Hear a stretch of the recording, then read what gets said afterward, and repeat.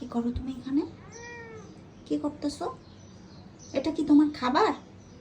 এটা তো লালি বেলির খাবার। হ্যাঁ, তুমি এখানে কেন? কি আশ্চর্য! এত এত কেন খাওয়া লাগবে তোমার? এটা তো লালি বেলির খাবার বাবা। কি কি খেয়েছো সকাল থেকে বলো সবাইকে, বলো আগে সবাইকে। সবাই তো ভাববে যে মনে হয় তুমি না খেয়ে আসো। দাদাকে আগে জিজ্ঞেস করি।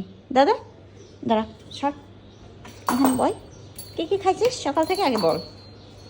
বল বুড়ো, তুই সাক্ষী, সকাল থেকে কি কি খাইছে সেটা বল। দাদাও যা না খাইছে তুমি তা খাইছো। কি কি খাইছো?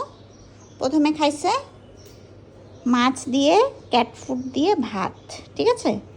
তারপরে খাইছে মাছ সিদ্ধ, মানে বাড়ির মাছ সিদ্ধ, আর হচ্ছে আলু, মিষ্টি আলু সিদ্ধ, সাথে ভাত। তারপরে কি খাইছে? চিকেন, চিকেনের সাথে ছিল গাজর আর কুমড়া সিদ্ধ। ওই যে বাটি এখনো পড়ে আছে, দাদা এখন আবার গিয়ে খাচ্ছে।